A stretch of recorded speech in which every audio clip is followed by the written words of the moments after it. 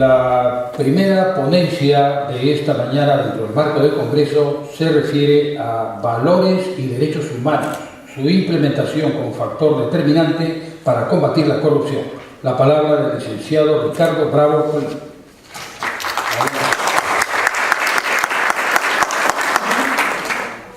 Buenos días. Los derechos humanos sabemos que son derechos inherentes a todos los seres humanos, sin distinción alguna de nacionalidad, lugar de residencia, sexo, origen nacional, étnico, de color, de religión, de lengua o de cualquier otra condición. Estos derechos son interrelacionados, interdependientes e indivisibles. En la Declaración Internacional de Derechos Humanos se establecieron las obligaciones que tienen los gobiernos, asumidas de manera libre y voluntaria, para tomar medidas en determinadas situaciones y de inhibirse de actuar en determinada forma a fin de impulsar y proteger los derechos humanos, así como las libertades fundamentales de los individuos o de diversos grupos sociales, tal y como se consagra en la Conferencia Mundial de Derechos Humanos celebrada en Viena en 1993, donde se dispuso que todos los estados tenían el deber, independientemente de sus sistemas políticos, económicos, culturales, y de promover y proteger todos los derechos humanos, así como las libertades fundamentales del individuo. Lo que implica de este modo que los acuerdos en la materia involucran una cierta abdicación de la soberanía de las naciones, cuya fracción de la cual es transferida y delegada a la comunidad internacional. Conscientes de que los crímenes y violaciones a los derechos humanos constituyen una amenaza para la paz y la seguridad internacional, ya que resulta impracticable que un Estado que implementa una deliberada política de abusos a los derechos humanos se pueda juzgar a sí mismo para la obtención de un bien público que resulte indispensable para sus propios gobernados.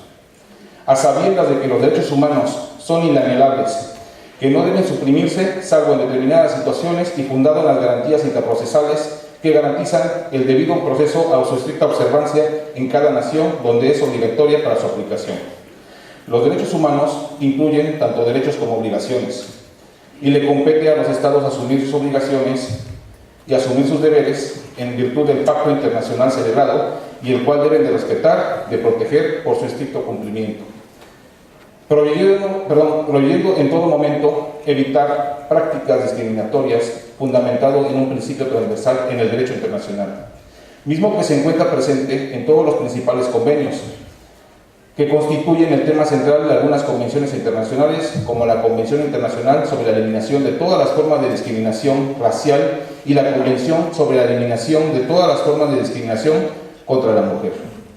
Por otro lado, la corrupción violenta al Estado de Derecho, en tanto que necesita de la impunidad para perpetuarse.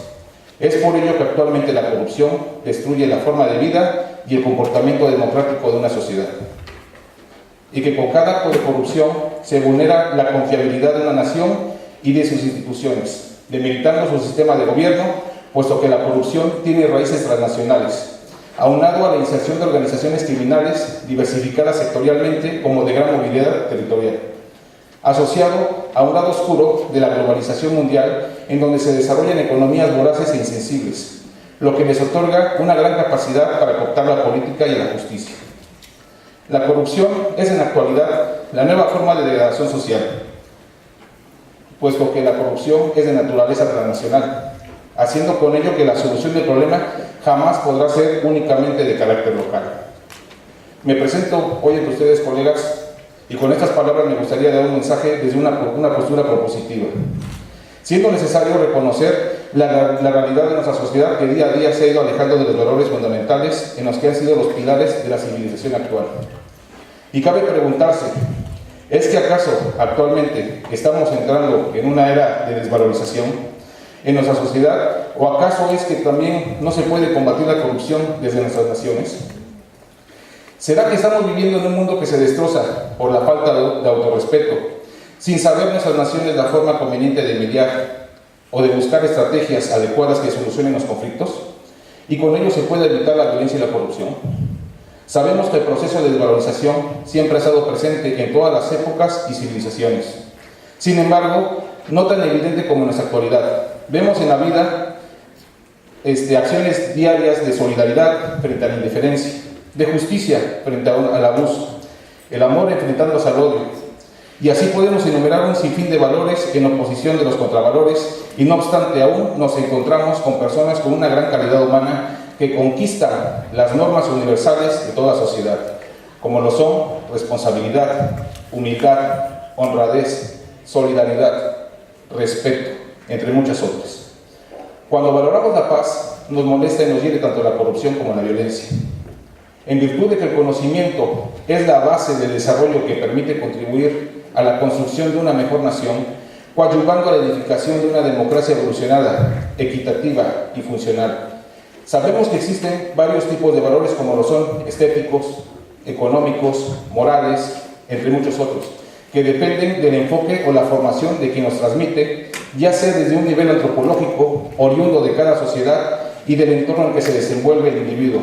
Así, en conjunción con el enfoque filosófico que nos permite aspirar y dar sentido a la vida, complementándose con un enfoque psicológico que determina la personalidad y conducta de las personas, por lo que es necesario amalgamar estos enfoques en nuestras naciones que permitan encontrar los valores universales y necesarios, que le concientice al individuo a definir lo que realmente es importante y que con ello se pueda decidir su conducta, que le ayude a encontrar el rumbo que necesita la humanidad y así lograr la paz social en nuestras naciones.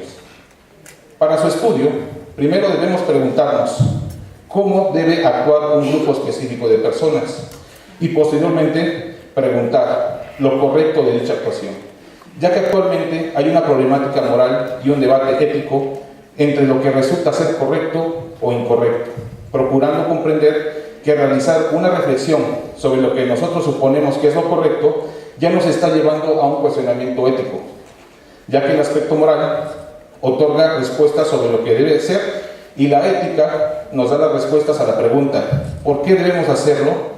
¿O qué se debe hacer para actuar correctamente? Intentando que el aspecto moral refuerza la ética y que la ética analice el aspecto moral para transformarlo y con ello se pueda alcanzar una sana convivencia social entre nuestras naciones. Según Aristóteles, en su discurso de ética señalaba que la felicidad no se lograba a través de pasiones, sino a través de las acciones. Indicaba que la felicidad no depende de las cosas que pasan, sino de las cosas que hacemos, y muy concretamente de las cosas que creamos en relación con las cosas que nos pasan. Lo que realmente importante aquí es cómo nos comportamos en relación con las pasiones. Lo que quería decir Aristóteles es que es necesario para nuestra felicidad que modifiquemos nuestro modo de ser, en específico el temperamento, el carácter y personalidad de cada individuo. La cuestión fundamental es que como sociedad podamos adquirir una buena personalidad, es decir, que el individuo pueda crearse en un buen carácter, gracias al cual, al momento de reaccionar con las cosas que pasan en la vida, da el resultado más adecuado, la que más felicidad le proporcione, o en este caso, la que más infelicidad le evite. Una virtud moral son las acciones correctas. Generosidad, sinceridad, amabilidad, valentía, modestia, justicia, son virtudes morales que permiten alcanzar la felicidad al ser humano. Nos preguntaremos una vez más entonces, compañeros, ¿cómo debemos elegir como sociedad correctamente? Sabemos que hay naciones plenamente comprometidas en cumplir al pie de la letra los tratados internacionales que han suscrito en materia de derechos humanos y corrupción. Eso es innegable, pero también hay naciones que, a pesar de haber suscrito dichos tratados, también hacen caso omiso a las recomendaciones internacionales, vulnerando con ello las garantías individuales de sus propios ciudadanos, incrementando por consecuencia una escalada de violencia y de corrupción, en una clara violación de los derechos humanos que son protegidos y consagrados en los tratados internacionales que celebra cada nación. Hoy por hoy, como naciones, idealizamos una utopía de paz y de prosperidad, pero como colectividad, en muchas ocasiones, creemos que la violencia y la corrupción no es un tema que nos comprometa, o que nada tiene que ver con nosotros. Mientras no nos veamos comprometidos, ese no va a ser nuestro problema.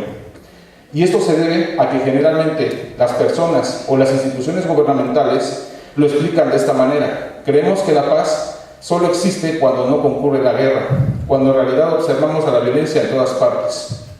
Pero simplemente La llegamos a ignorar y se vuelve parte de nuestra vida diaria.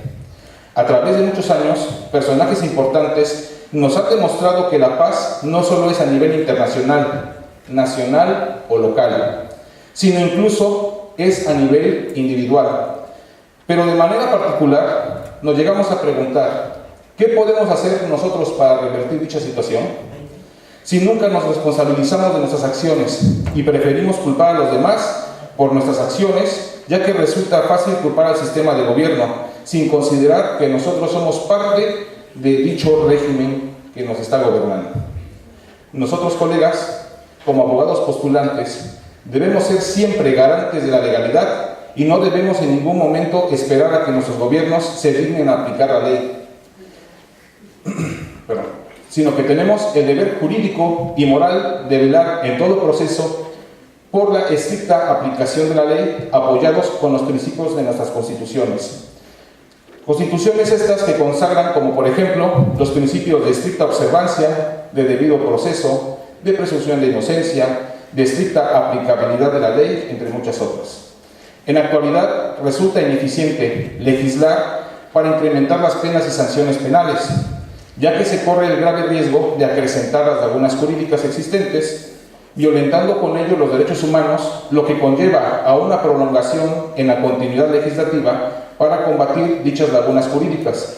Lo que realmente se requiere es inculcar los valores en nuestra sociedad, que nos acceda a poder alcanzar una educación de calidad, incentivando el autorrespeto del individuo, así como el respeto a la autoridad.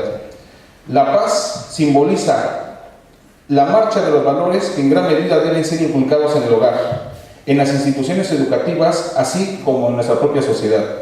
Debemos ser tolerantes y respetar las diferencias, ser democráticos, utilizando la herramienta más importante que tenemos como seres racionales, que es el diálogo. Haciendo referencia a la frase célebre del político mexicano Benito Juárez, que reza: entre los individuos como entre las naciones, el respeto al derecho ajeno es la paz. Muchísimas gracias.